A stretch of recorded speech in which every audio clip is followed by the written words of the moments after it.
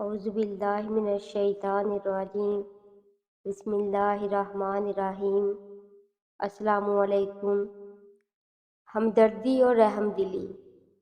ایک عورت نے ایک نہر کے کنارے جا کر اپنی گود میں چھپائی ہوئی کوئی چیز زمین پر رکھ دی۔ زمین پر اس چیز کے رکھتے ہی ایک باریک سی آواز اپڑی، جیسے کوئی بچہ رو رہا ہو۔ عورت نہر میں پانی پینے جھکی تو توازن قائم نہ رہ سکا اور وہ گر کر بہتی ہوئی دور چلی گئی۔ یہ سارا تماشا قریب ہی ایک درخت پر موجود ایک باندر اور بندریا دیکھ رہے تھے۔ عورت کے ڈوبتے ہی دونوں چھلانگ لگاتے ہوئے نیچے پہنچے اور بندریا نے جھپٹ کر اپنے کپڑے میں لپٹے بچے کو اٹھا لیا۔ بچہ مسلسل روئے جا رہا تھا۔ بندر بولا، لگتا ہے بھوکا ہے۔ بندریا نے جھٹ سے اسے اپنے سینے سے لگا لیا۔ بچہ چپ ہو گیا۔ بندریا بچے کو دیکھتے ہوئے بولی، کتنا پیارا ہے، لگتا ہے 1-2 دن سے زیادہ اس کی عمر نہیں۔ یہ اب میرا بچہ ہے، اب میں ہی اسے ماں بن کر پالوں گی۔ تمہیں کوئی اعتراض تو نہیں؟ نہیں، کسی بے سہارا کو سہارا دینا تو بڑی اچھی بات ہے۔ چند دنوں کے بعد پورے جنگل میں یہ بات مشہور ہو گئی کہ ایک باندر اور بندریا نے ایک انسانی بچے کو گود لے لیا ہے۔ جنگل کے جانور بندریا اور بندر کی گود میں انسانی بچے کو دیکھتے ہوئے تو حیران بھی ہوتے اور خوش بھی۔ ایک دن ایک کوے نے آ کر بندر اور بندریا کو جنگل کے بادشاہ کا پیغام دیا، تم دونوں کو بادشاہ سلامت نے دربار میں حاضر ہونے کا حکم دیا ہے اور اس انسانی بچے کو بھی ساتھ لے کر آنے کی تاکید کی ہے۔ دونوں فکر مند ہو گئے۔ بادشاہ سلامت نے کیوں بلایا ہے؟ بندریا بولی، مجھے تو ڈر لگ رہا ہے، میں نہیں جاؤں گی۔ اپنے خوف کو چھپاتے ہوئے بندر بولا، ڈرنے کی کیا بات ہے، ہم نے کوئی جرم تو نہیں کیا ہے۔ بندریا بولی، میرے اس بچے کا تعلق انسانوں سے، چوہے سے، شیر، چیتے اور بیریا انسانی خون اور گوشت کے شوقین ہوتے ہیں۔ میں تو صدمے سے مر جاؤں گی اگر اس بچے کو کچھ ہوا تو۔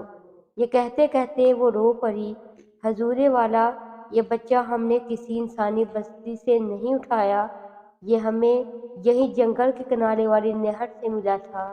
اچھا، کیا انسانی بچے بھی ہمارے بچوں کی طرح پیدائش کے چند گھنٹوں کے بعد چلنے پھرنے لگتے ہیں؟ کہ آدمی کا یہ بچہ اپنی بستی سے بھاگتا ہوا ہمارے جنگل میں چلا آیا؟ کئی درباری جانور ہنس پڑے۔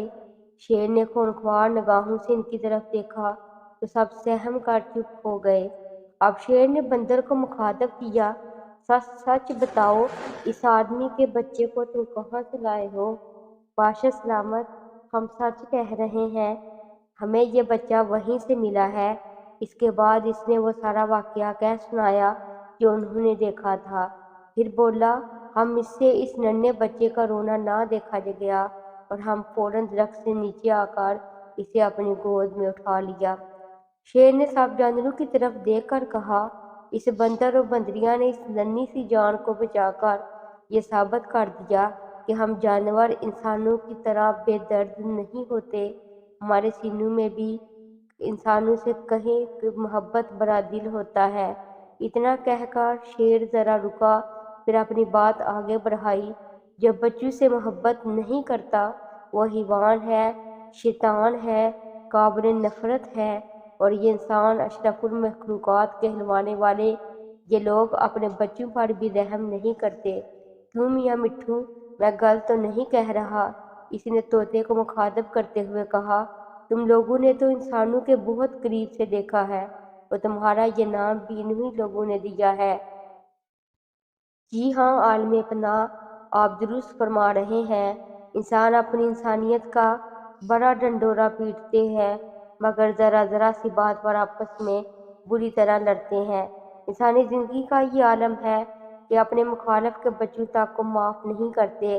ہمیں میاں مٹھو کہنے والے یہ لوگ ہمیں تو تاچشم بھی کہتے ہیں۔ جب ہم کسی طرح ان کے پنجرے سے فرار ہو جاتے ہیں تو وہ ہمیں تو چشمے ہونے کا طعنہ دیتے ہیں۔ گویا انہوں نے ہمیں قید کر کے ہم پر بڑا احسان کیا تھا۔ جان کی ایمان پاؤ تو میں بھی کچھ عرض کروں، ایک کوا بولا۔ بولو، کیا کہنا چاہتے ہو؟ شیر نے کہا۔ انسانوں نے نہایت خطرناک قسم کے ہتھیار بنائے ہیں جو پلک جھپکتے میں ہزاروں کو موت کی نیند سلا دیتے ہیں، اور بے درک ان کا استعمال کرتے ہیں اور اپنے جیسے ہزاروں انسانوں کو مار ڈالتے ہیں۔ کوا رکا تو شیر بولا، یہ ہے ان کی درندگی کا حال جو وہ ہم کو درندہ اور خونخوار کہتے ہیں، مگر ہم تو اپنے جیسے کسی جانور کا شکار کبھی نہیں کرتے۔ کوئی شیر کسی شیر کو، کوئی بیر یا کسی بھیڑیے کو نہیں مارتا، مگر یہ انسان ایسی درندگی کے بعد بھی اشرف المخلوقات کہلاتا ہے۔ میں کچھ عرض کروں، اجازت ہے؟ ایک الو نے پوچھا۔ اجازت ہے، بادشاہ سلامت۔ انسانوں کے بارے میں جو باتیں کہی گئی وہ غلط نہیں ہے، مگر سب انسان ایک جیسے نہیں ہوتے۔ ان میں بڑی تعداد میں بہت اچھے انسان بھی ہوتے ہیں جو تمام انسانوں کی بھلائی اور بہتری کے لیے اچھے اچھے کام کرتے ہیں، اور برے انسانوں کو بری باتوں سے روکنے کے لیے بڑی جدوجہد کرتے ہیں۔ ان کے بے شمار اچھی باتیں ہیں جن کی وجہ سے اشرف المخلوقات کہلاتے ہیں۔ دربار ختم ہونے کے بعد بندر اور بندریا بہت خوش خوش اپنے گھر لوٹے۔ بندر بولا، دیکھو، ہماری نیکی کی بادشاہ نے بھی تعریف کی۔ تم خواہ مخواہ ڈر رہی تھی۔ ہاں، اللہ کی مہربانی سے ہمارے بچے پر کوئی آنچ نہیں آئی۔ دونوں اپنے بچوں کی طرح انسانی بچے کو بھی پالنے لگے۔ وقت کے ساتھ ساتھ یہ بچہ بڑا ہونے لگا اور بندر کے بچوں کے ساتھ کھیلنے کودنے لگا۔ اب وہ اسے مختلف قسم کے پھل لا کر کھلانے لگے۔ یہ بچہ بھی بندر کے بچوں کی طرح پیروں اور ہاتھوں کے سہارے بھاگنے دوڑنے، درخت کی شاخوں پر اچھلنے کودنے لگا۔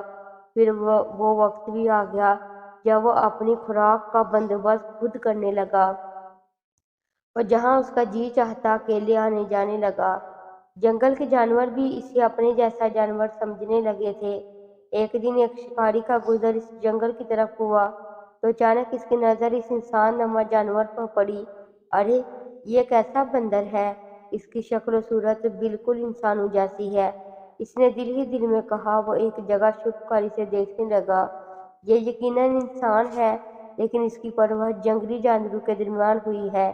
اس نے سوچا کہ اسے پکڑ کر انسانوں کی وادی میں لے جانا چاہیے تاکہ وہ دوبارہ انسان بن سکے، مگر اسے پکڑنا بڑا مشکل کام تھا۔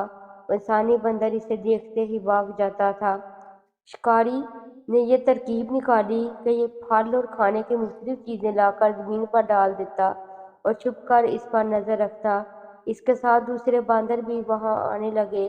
کئی دنوں کے بعد شکاری کھانے کے بعد بے ہوشی کی دوا ملا دی تھی۔ انہیں کھا کر جب سارے باندر بے ہوش ہو گئے تو شکاری نے اس انسان نما باندر کو اٹھا کر اپنی جیپ میں ڈالا اور اپنے شہر لے آیا۔ اب اس نے اسے دوبارہ انسان بنانے کے تمام جتن کر ڈالے۔